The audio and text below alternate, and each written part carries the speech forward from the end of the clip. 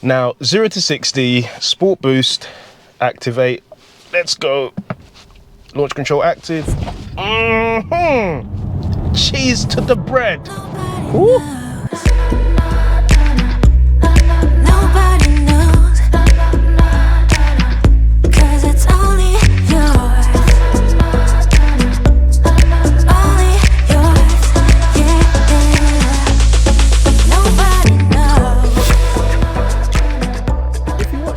You'll know that I love a 4 Series, hence why I've got an M4.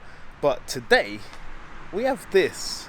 This is the BMW i4 M50. So straight off the bat, it's here in Portimao blue, and in my opinion this colour really works. I do like the side mirrors, how they've got them in black, and something to note is the calipers are in fact red. So the whole red and blue, I'm not too sure, don't quote me on it, but I wouldn't wear red trainers with a blue set of jeans personally anyway, so I'm not too sure. I've got blue calipers on my own M4, and I think that's why. I think the blue calipers was always a thing on BMWs, and there was a few that was red, and then I think when I saw an X3M they came with red calipers, and then they all came into play. But blue is where it's at for me. The black breaks it up really nice. The grille, just briefly touching on the grille, I feel when it's closed it looks less in your face, because I know when the first M3 and M4 came out and everyone saw the grille, they were like, BMW, what are you doing to us? You're selling us out. What is this beefy grille? But when it's closed, it looks very seamless, I'd say. Yeah, seamless. Word of the day, seamless. Now, moving around the back, I do like this. On the BMW badge just there, you've got your rear view camera, and on the old series you had the camera just popped out over here, and it didn't look very seamless. And I think, again, I'm overusing the word, but it really does make a difference. The little things always make a difference.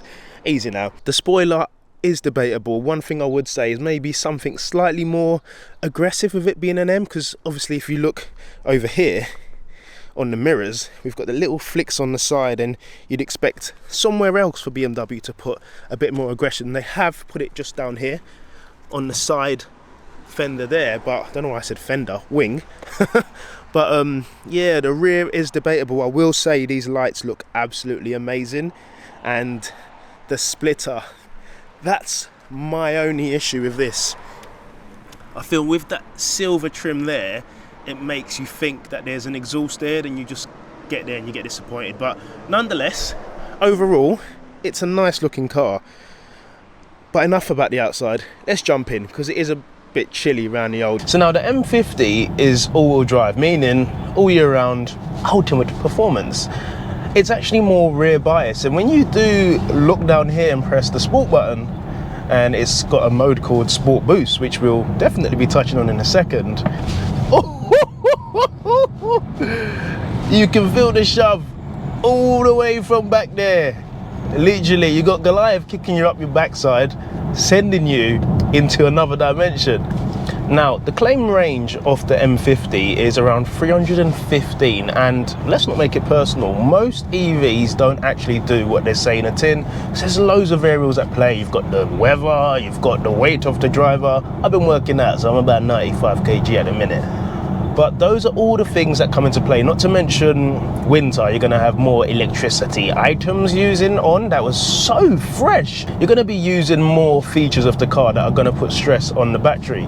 So I would probably assume you can get 250 to 280 from a full charge. Now with a daily, something you definitely want is adaptive suspension. And from comfort into sport, which we're in comfort now, when you do go into sport, you can see you bump around a bit more, but it's not overly crashy, I'd say. On a few cars, you jump in there, and as you're driving around and bouncing around, you feel everything. You feel absolutely everything. But with this in sport, it's not stupid hard, and that's something that people really try and get right, but not many people do. And when you do chuck it into a corner or round the roundabout, for example, it feels planted and really wants to shove you out of the corner. Now when you press the sport button, you have 3 variants of sport. You've got the standard sport, which is just everything set to quite sharp.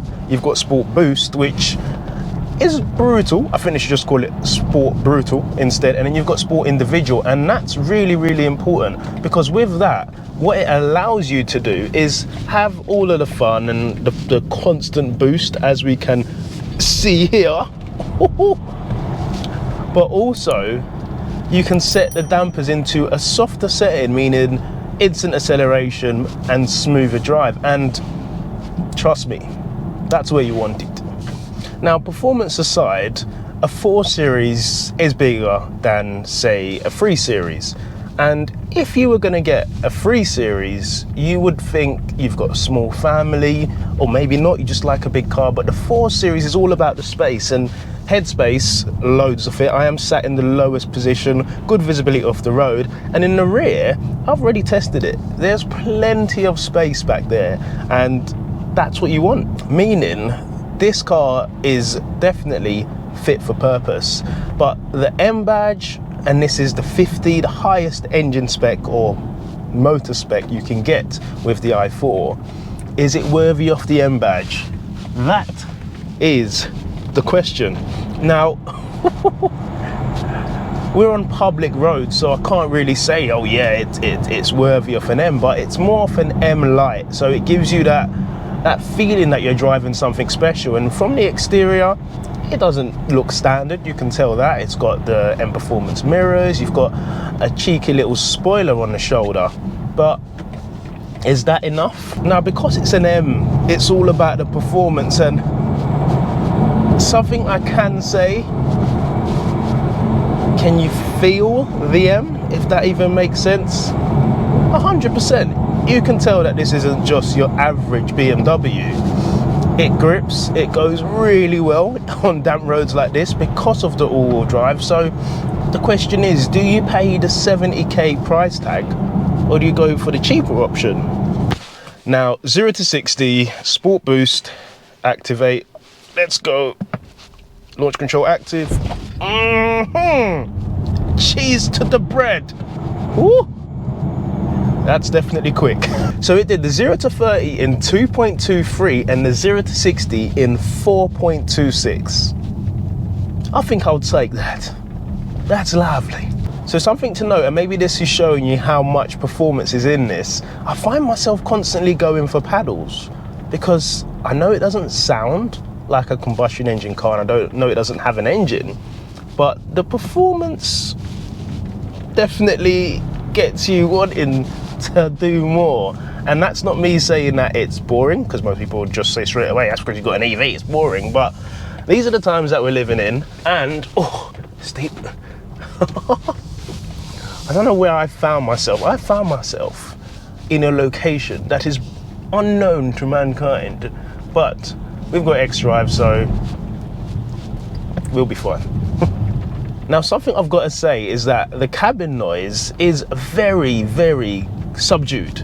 And I know what you're going to say, it's an EV, it's not going to sound like pops and bangs, but there are a few EVs that let quite a bit of road noise into the cabin. But I'm just whispering here, and there is nothing going through this cabin. So day to day, it does a job. Maybe if you've had an argument with somebody and you don't really want to talk to them, it's probably not the best car, but you have got the radio to whack up, and you've got the Harman Kardon sound system, which sounds absolutely lovely. I can't obviously display that because of copyright infringements, but take my word for it, this is a good piece of kit. So the question is it worthy of the M badge? Personally, I'd say yes, but no. It's never going to be an all-out M car replacement. However, it does really try hard. All year round performance, as you can see from down here, it does handle a bit of off-road very, very well. Apologies to the next guy who is going to be jumping in this, because it is quite filthy. But nonetheless, it definitely serves a purpose, and it definitely fulfills a job as an M-Lite. Probably if I had it longer, I'd love to take you guys out and show you what it can actually do on more familiar roads. But yeah, if you want to see more, definitely hit that like button.